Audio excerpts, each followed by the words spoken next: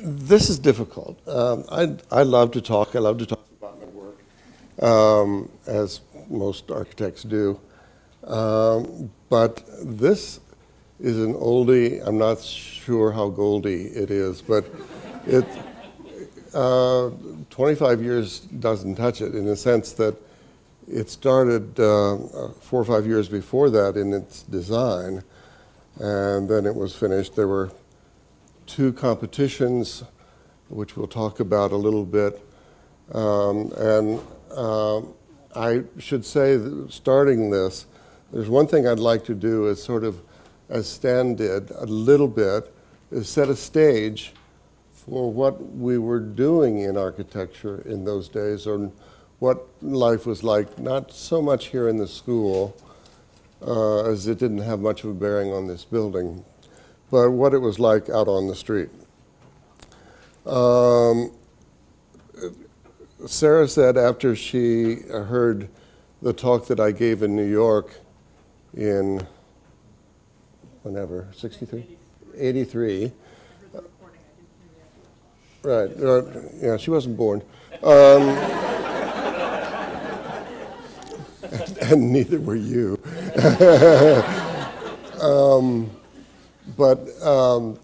So that's the kind of thing that makes this kind of thing hard, because you're going to think this is a very strange expose. But she said, you sounded very defensive. And you have to understand that soon after the project was finished, we were embarking on some other projects which were extremely, as was the Portland building, extremely controversial. Later, the Whitney Museum, where a very well-known architect in New York, with a very short name, would call various members of the profession and ask them to come to all the zoning meetings and vote against the Whitney. Things were very raucous in those days. It was Tammany Hall. The setting, which I'll make very brief because they've got me on a short leash, is that in '66, Bob Venturi wrote, or finished, Complexity and Contradiction, published by the Museum of Modern Art. That was very influential. And some of you may not even know the name Jim Sterling, but I remember having dinner with Jim, and Jim said, "What's all the fuss about with Bob's new book? That's just stuff we all knew or all know." Well, it was stuff we all knew and know, but it wasn't what we did or what the profession did. The profession at that point was going through a period of time when it was fashionable for big developers like Jerry Hines to hire architects with both short names and Philip Johnson to design office buildings for them. And they did that in Houston and Dallas and New York and various places. And they found that they were able to charge more per square foot by advertising that they had a known architect. Well, you know what that's produced today. We didn't call them star architects then. But nevertheless, those buildings were the most anti-urban buildings one could imagine, and they were starting to line their copies, not so much the ones that those two did, and others, Kevin Roche and John Dinkeloo and people like that you may not know, but they were very well respected in those days. They started to line the Fifth Avenue and especially Park Avenue.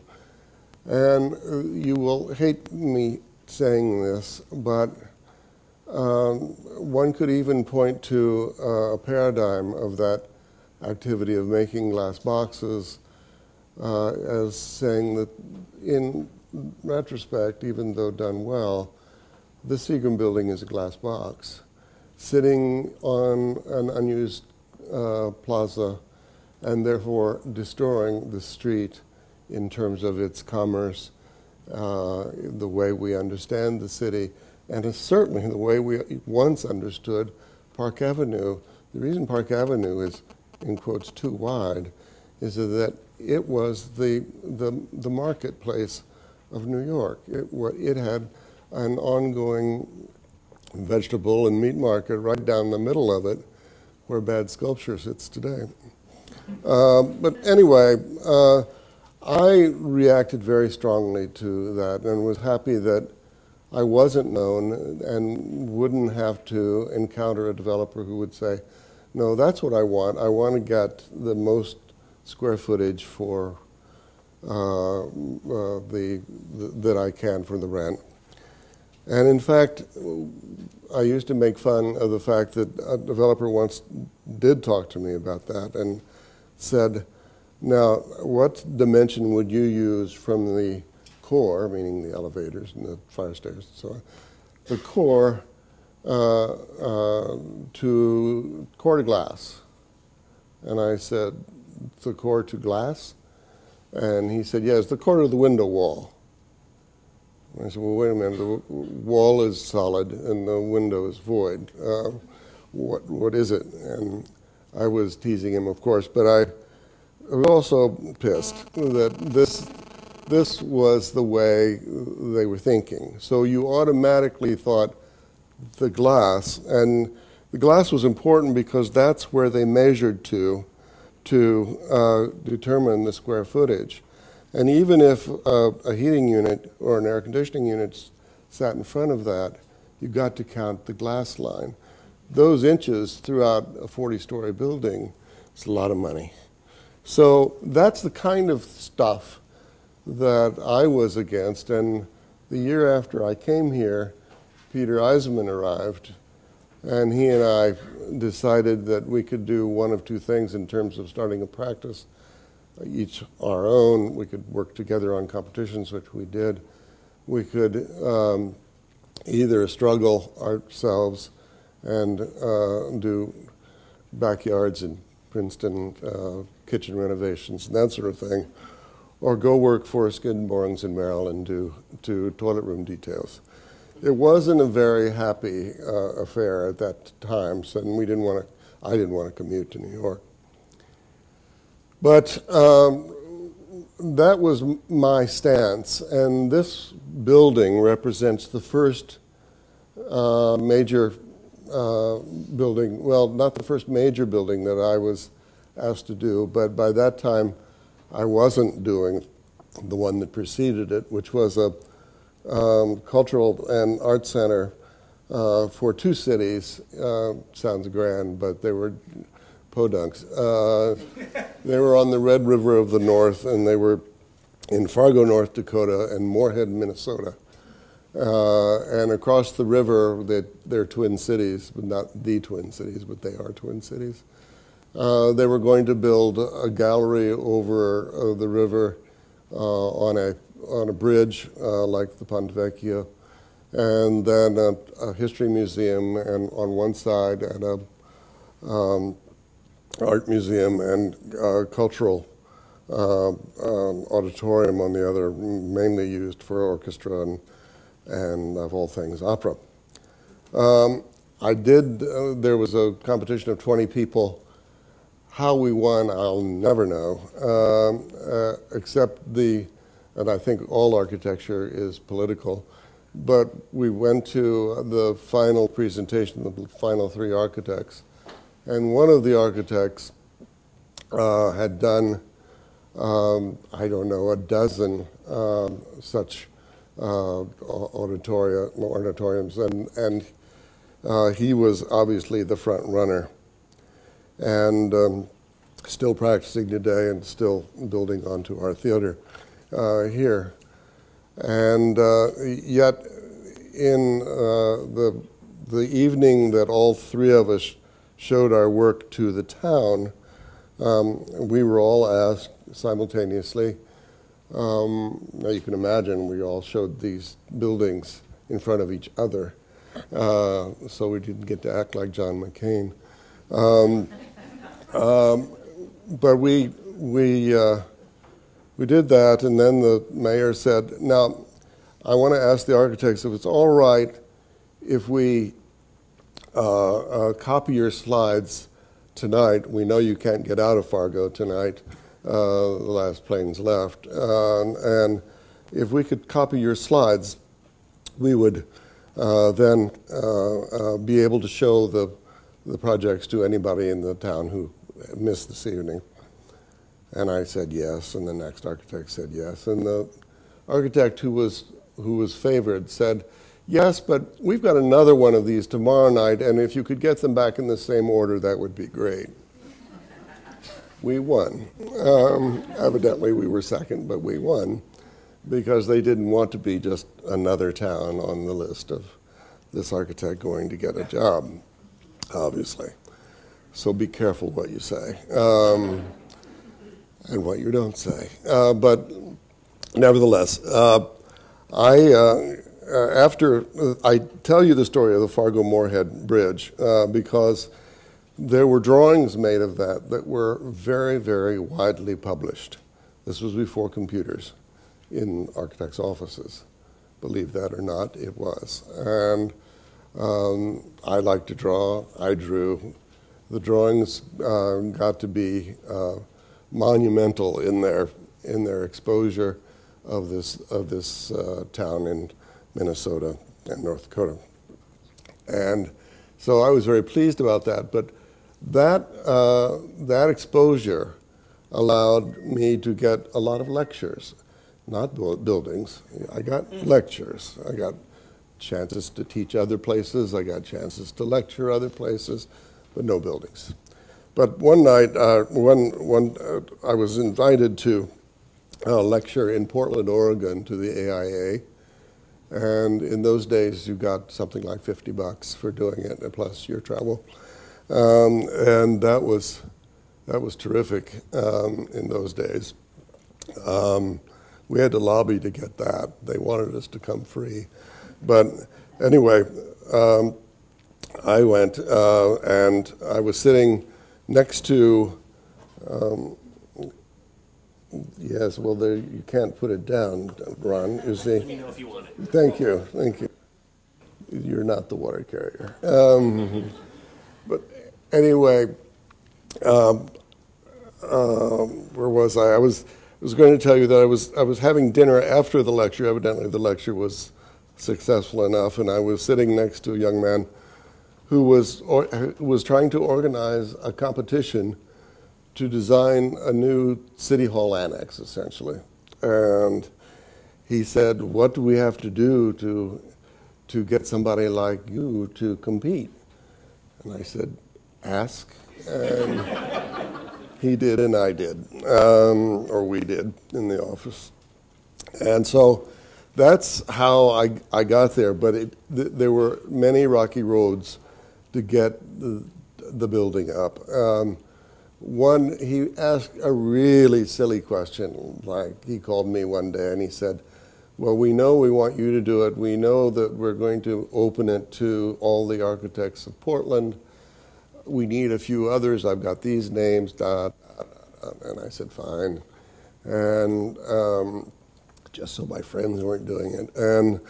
And so then he said, "But I don't know who to ask for the jury." I said, "Well, I'd be able to help you with that."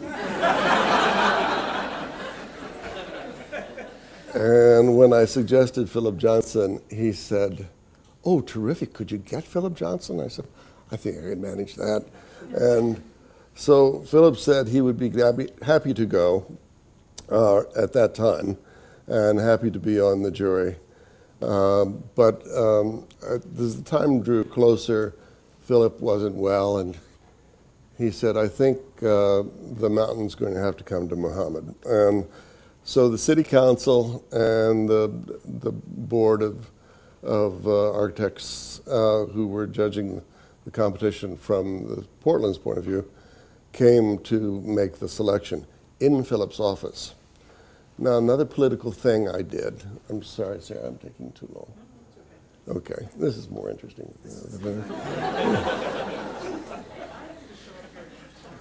You do? Okay. So Philip had these people, like a dozen 70-year-old white guys standing there and trying to decide who to have on their short list of 3. And the first thing the chairman of the whatever they were called building committee said was, well, we've got to get rid of Graves because he hasn't built anything except small projects. And you all, those of you who start practices, will run into that. It's really catch-22. You can't build one until you've built one. So Philip said, well, let's just table that for a minute. Thank you, Philip. And he did.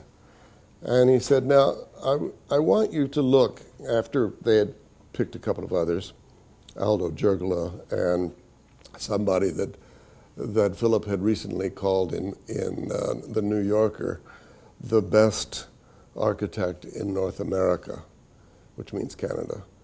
And that with Arthur Erickson, who was very sweet on Philip, so that worked out fine. But I thought I could deal with Arthur Erickson in the competition, so I wasn't worried.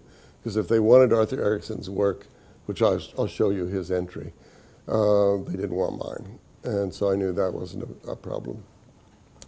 Other people would have been a problem. And thank you.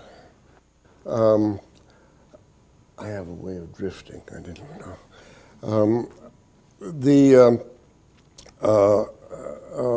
next issue was this question of Michael not having buildings to show. So I think Philip actually got sick to pull this off, but he stood there at his window and he said, do you see that skyscraper over there? Yes. Do you see that one, the 2 tallest ones there? Those 3 there? Yes. And those there. And he could do that because he was in the Seagram building. He had worked on it, helped design it, he said. But he said, well, those buildings are all done by Michael Graves' associated architect. And that architect has built more tall buildings in America than any other. So Michael Graves is not going to get in trouble with the working drawings of this building, so I would leave him in, and they did. That was brilliant. Because I could never, I mean, I would have been out, obviously. Had gone to all that trouble of arranging the jury, blah, blah, blah. Anyway, that architect was Emery Roth. And Emery Roth's father was, Emery Roth was a very good architect, and we were working with his son. And then we worked with his son again after the Portland building because we liked the arrangement. We did a project for Disney, and he worked with us on that. But anyway, we did the competition, and when we came into the room, where it was held, which was the city hall, we put the model, which was huge, on a table like that one, and the committee sat behind us on a raised platform, stage. And we were all out there. We weren't allowed to see each other's presentations. Well, that morning I had breakfast with one of the other competitors, Aldo Jergala. And I wasn't worried anymore after breakfast because Aldo was a very good friend and a sweetheart of a man, a good friend of Valenrat's.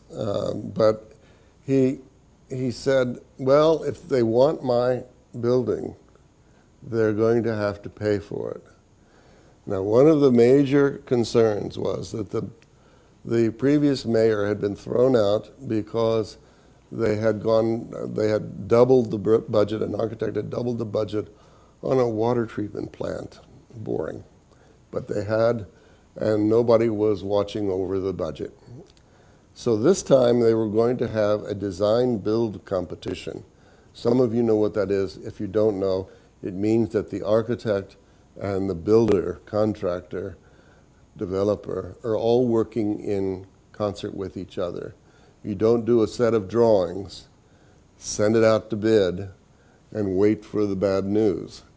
You, in fact, are doing those drawings with the contractor. The buildings are not over budget. It's a great way to build. Takes all the angst out. You're arguing all the way through to get the building you want, but you're not up against a bidding process at the end. Some cities use that, some people use that, but anyway, that's the way this was going to be done. And so that was instituted in our building, a design-build process, so that the budget of $24,420,000 would be met to the penny. In fact, the new mayor said that if we were under the budget, we could keep it. The new mayor was a Democrat. The old mayor was a Republican, and the newspaper was run by the Republicans. The former mayor's wife was the editor of the newspaper. That got important for later in the competition when I was up against it. All right, I've set a stage that is kind of fraught with difficulties and so on, but when I put the model down, one of the commissioners, I had an explanation of who all the commissioners were, who were the tough ones, and so on. And I had been licensed, I had been described by the local architects, especially the fellows of the American Institute of Architects, the so-called FAIA, of which there were in those days 21 in the city of Portland. That's outrageous. We didn't have 21 in the state of New Jersey. But anyway, they had 21 in Portland, and 20 of them had voted against me and sent a letter to the mayor that, first of all, it wasn't a Portland architect, and secondly, I would do something outrageous, which was true. And so I put it down, and evidently I had been painted as a figure who would come in like Frank Lloyd Wright in a black cape and a pork pie hat and long beard, I don't know what, and the building committee came down and one by one shook hands, and that was nice. And there was this very tall, good-looking black man who said, I don't believe it. I said, what don't you believe? He said, well, from what my neighbors have told me, who are all architects, you're going to come in here like a crazed artist, an artiste, and you look like a banker. And I said, well, they said some unkind things about you, too. And he said, I bet they did. And so we were like this. And that was good. But it got to be very difficult because the last little story I'll tell you is that we were required to make a booklet of the building and its budget. They didn't want any more tomfoolery with having a building over the budget.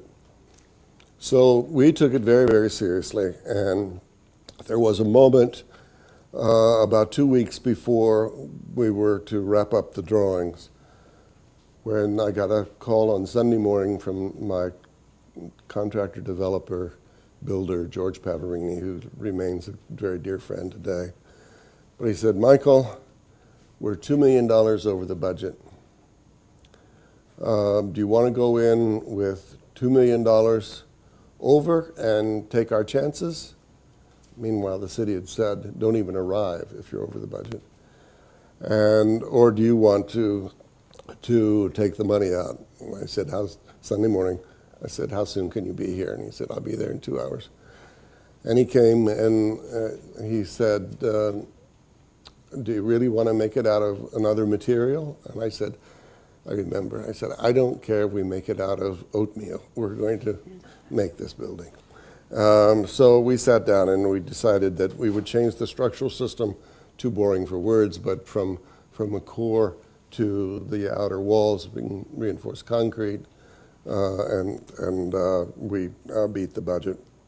But we were very, very close, and we had to do things like you're going to see windows that are very small after looking at those big sheets of glass.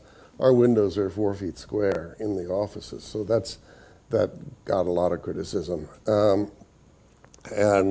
one of the reasons we did that is that there was an energy code, believe it or not, in those days, an energy code that said that the smaller the window, the better it would be for HVAC, heating, ventilating, air conditioning. And therefore, tongue-in-cheek, they said, if you had no windows, you'd score more points. So we made small windows. But it was very difficult because everything, every wall system, everything was something that we had to be aware of, and we knew what our square footage had to be. It had to be 365,000 square feet. We had $24 million. 420. That's $61 a square foot. Now, houses are built for $200 a square foot. Oops, sorry. That's Portland. I ought to get going. The last is that what I found out from my friend George Paparini, the builder, is that just before going to Portland, he said, now, Michael, I want you to understand, you didn't have $24 million, you had 22. Because I took $1 million out in profit, and my associated builder in Portland, Hoffman Construction Company, took $1 million out. So now you've got $22 million, 420. And so that is something like $56 a square foot. Now that is just ungodly. Today we have more, but today the dollar isn't worth that. This is Portland in 1890 on the left, and this is a typical Portland street, as that is Portland in the 80s on the right, and a typical Portland avenue. This is called Fifth, and we are on a full block, 200 feet. Let's see this is 200 feet from here to the intersection, and another 200 feet, and another 200 feet. So that's what it looks like, and I show it to you because you see how wonderfully well the buildings line the street. These are obviously all retail kinds of things, and the dentist is up here or you live up here. But for me, that's the way this, oh, go forward. No, don't do that. I'm sorry. It's just going on its own now. Yeah, I think I'm going to go back to this. No, go forward. Go backwards, please. Don't get away. Stop. All right, this is again Portland. I'll keep it for the pointer. And there are the 200 by 200 blocks. And this is our site. This is a garden over here, but this is our site here. And the city hall was built by this time, and the county courthouse. And there on each side are the Mothers and Daughters Park. And my idea was that we could surround the park the way the Place de Vosges and the Place Royale, and those wonderful squares in Paris are built, and we would be able to have retail, even if it's city retail, at the base and restaurants and that sort of thing. Oh, wrong way. I didn't care whether they were important buildings like Farnese on the left or unimportant buildings like the one on the right, which has got a restaurant on the base. I thought that would be marvelous. These are Portland buildings, again, like that first slide I showed you on the left, with retail on the base, and sometimes 3 stories, sometimes 5. And this is our site right here. or this is what our site looks out to. This is Main Street, pardon me, Fifth Avenue, and Main and Madison. And this is 4th, as if you're going to remember that. It's not important. What I didn't show you when I showed you this street, there, as you might have noticed, there were no cars on the street, just some buses.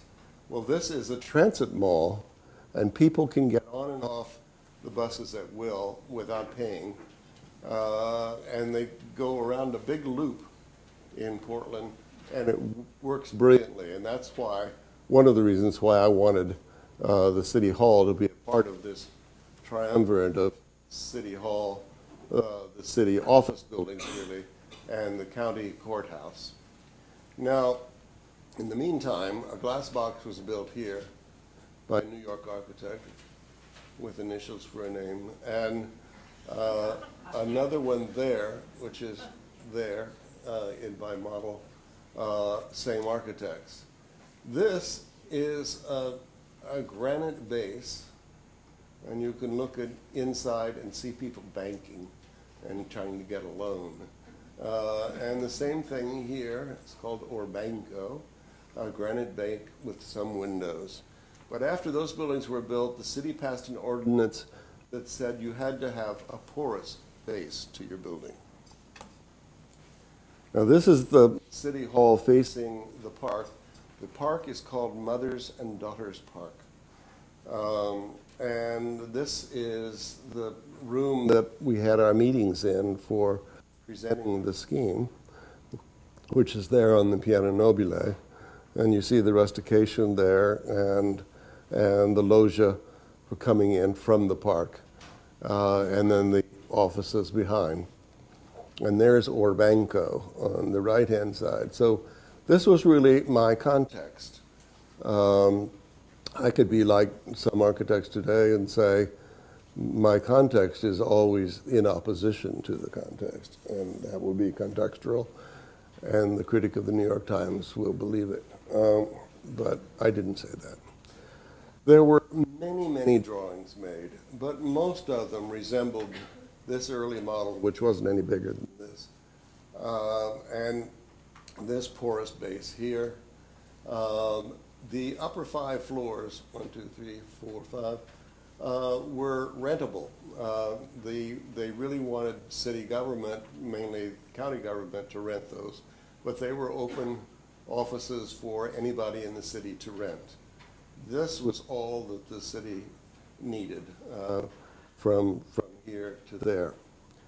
When I found that I could not have this wrapping around the base of the building because of the slope of the building and because of the budget, that was you don't have to know, but I needed to get into parking, and so I had parking on the backside, and here then I had to move it to the side because I had to take advantage of a 10-foot fall for the entrance to parking.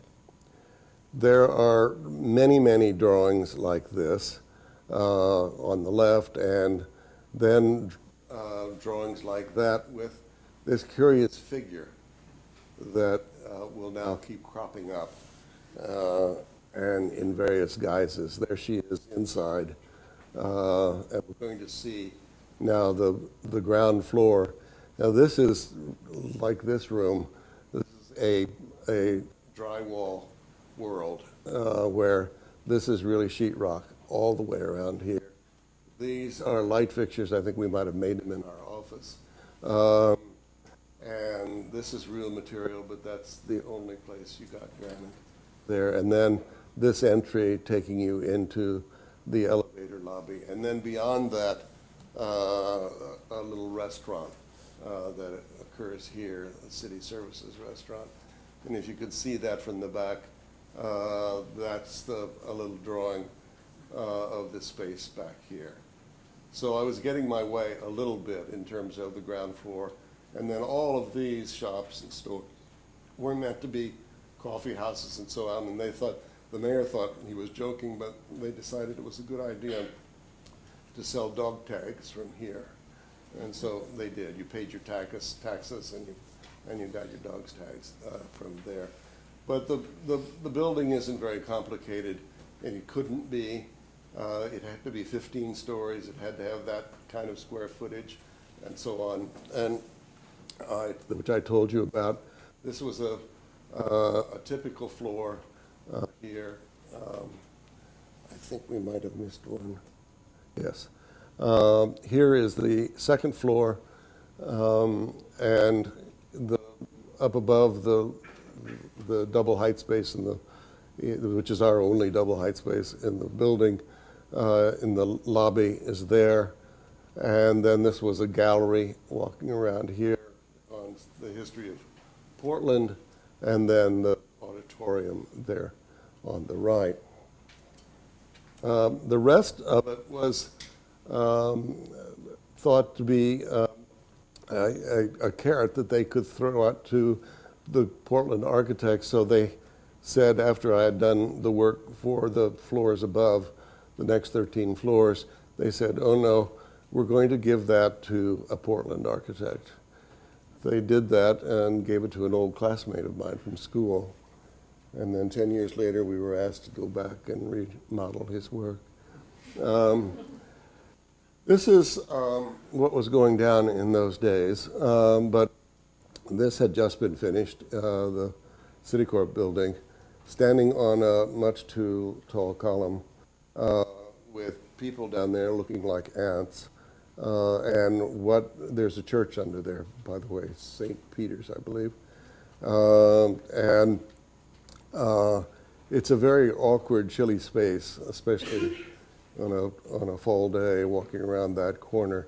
But this is truly the erosion of New York, the way the glass boxes on Park were. But we were at a time where people like Arthur Erickson, seen here, would suck out the whole inside of the building and throw it open to the park.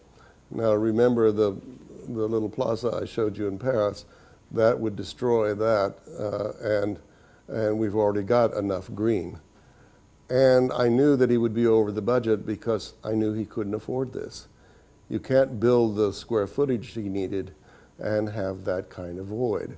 So I thought I was in pretty good shape. Indeed, he was over the budget, but in his booklet, he said he was on budget.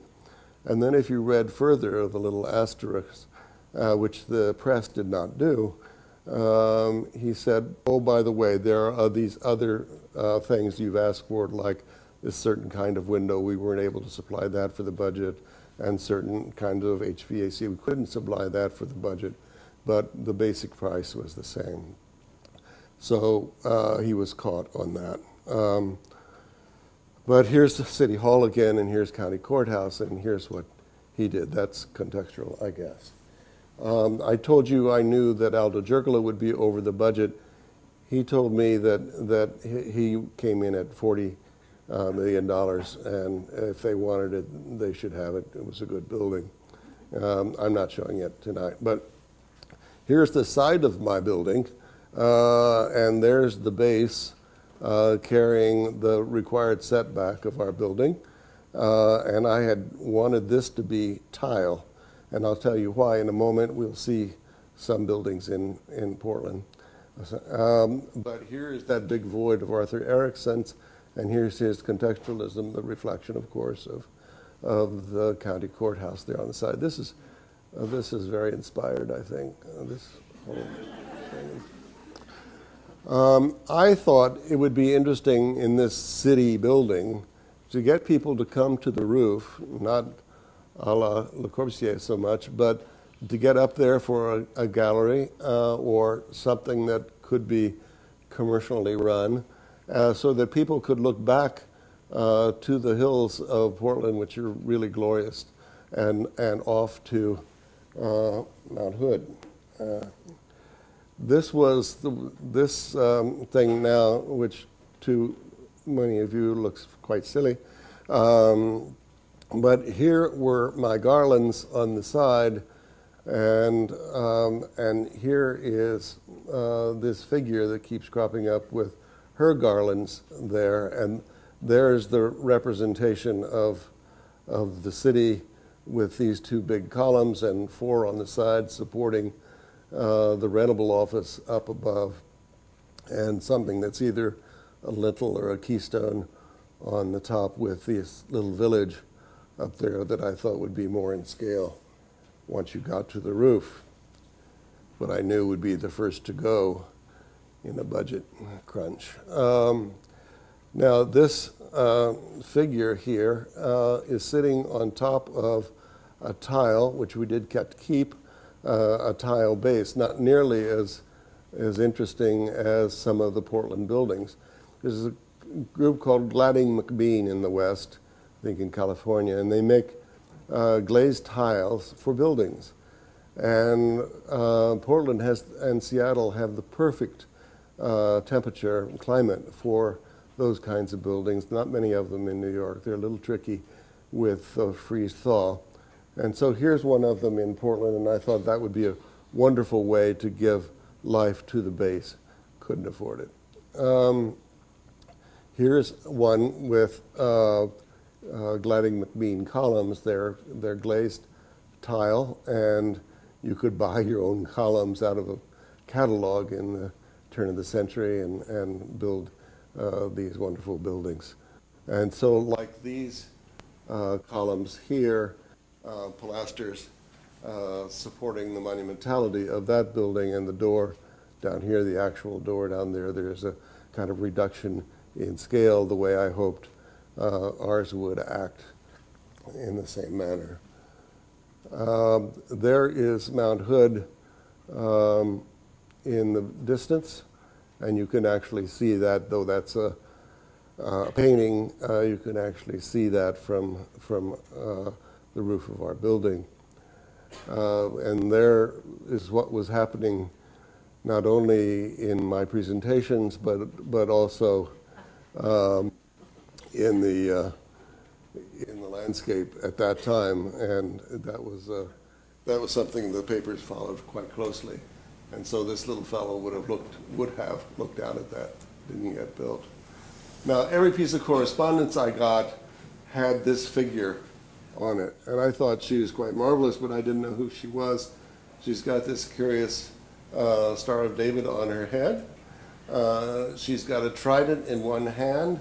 She's got a bale of hay, made me think I was back home in Indiana there, and of course a ship coming in over there with the trident. I asked the mayor who it was.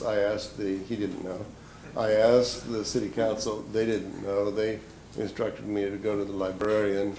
I went to the librarian. She didn't know, but she said, I will find out. And she came back, 1851.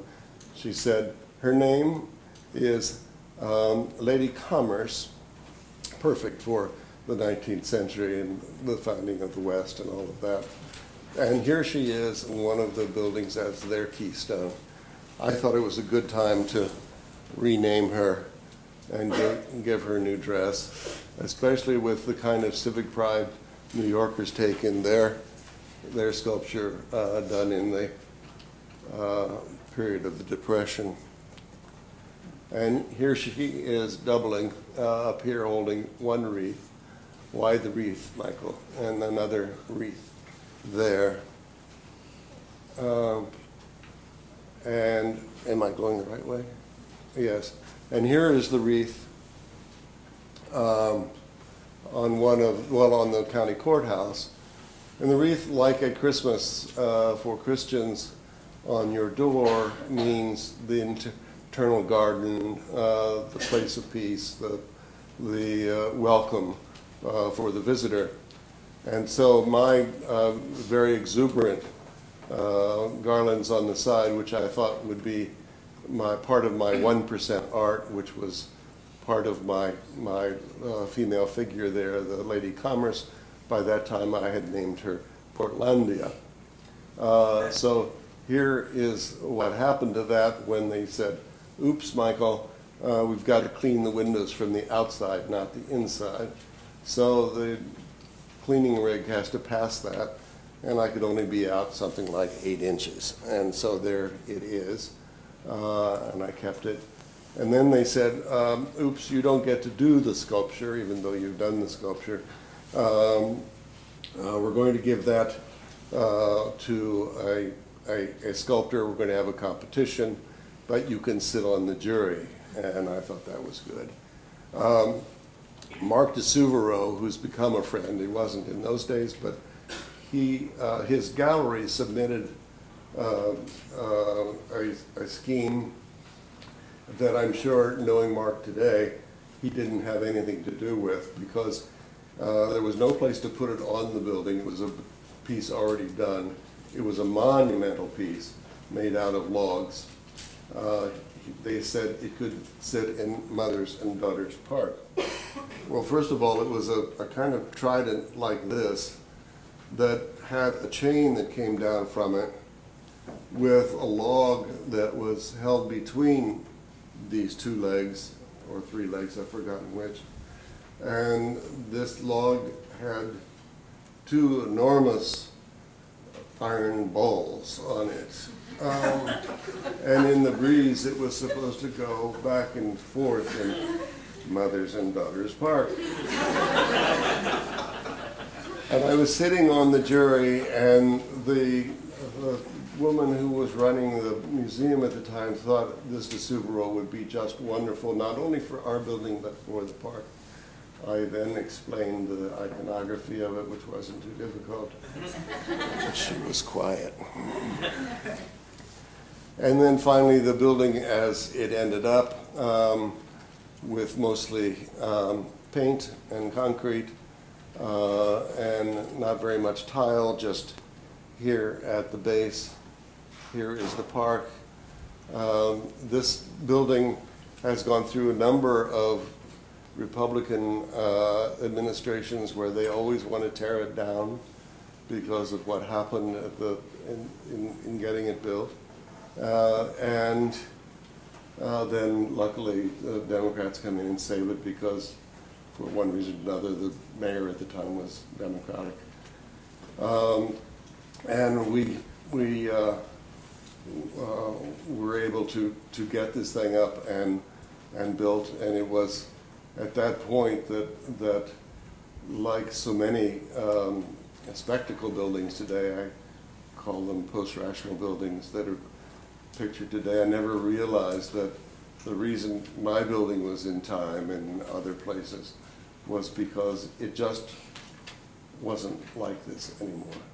Okay, thank you.